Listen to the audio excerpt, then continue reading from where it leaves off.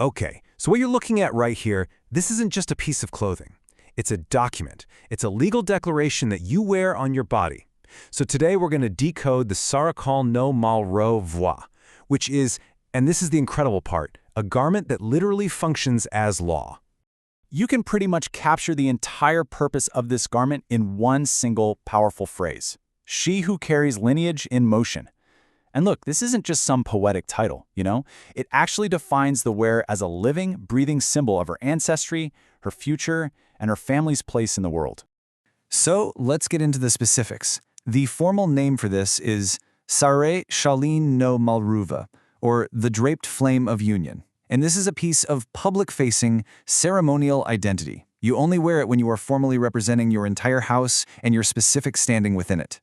Now, if you really want to understand this thing, you have to learn how to read it, piece by piece. So we're going to start with its most foundational grammar, the silhouette and the symbolic way the fabric is actually draped on the body.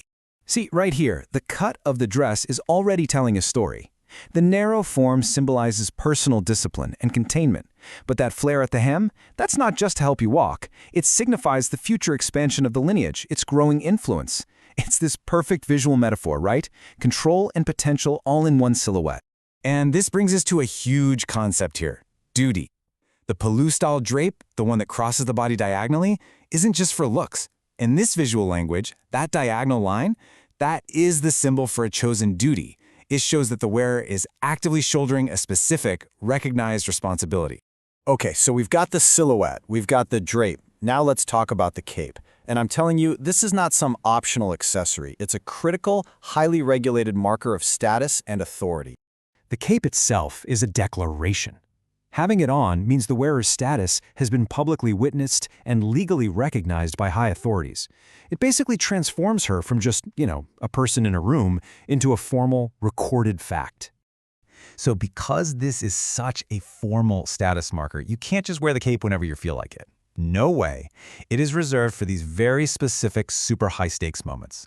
The final phase of a marriage, major political assemblies, sacred public rites, and the official portrait for the family's legal records. Yeah, definitely not your average Tuesday outfit. So if the garment is a language, then right now we're about to learn its grammar. The specific combination of all these elements allows anyone who's in the know to instantly read a wearer's exact rank and where she's from. And the hierarchy is just incredibly precise. Take a look.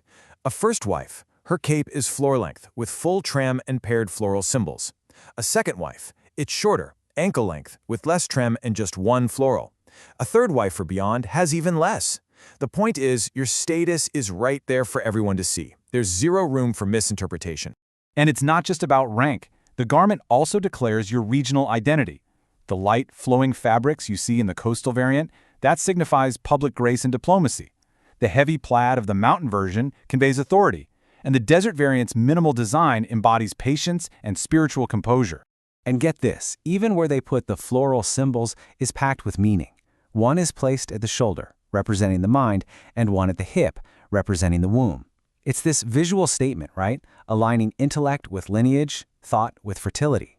Pretty deep.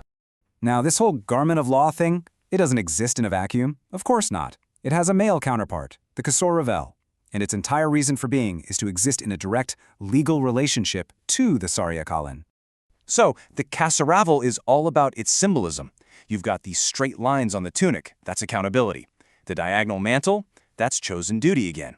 But really, the whole design is governed by one crucial idea: restraint.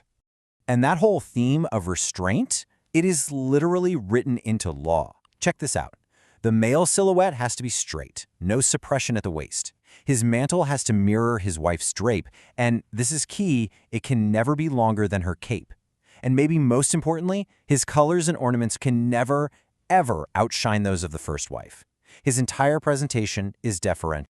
So when you put it all together, the silhouette, the drape, the cape, and how it relates to the male counterpart, the conclusion is just crystal clear. This was never about aesthetics. It's a garment of law, plain and simple.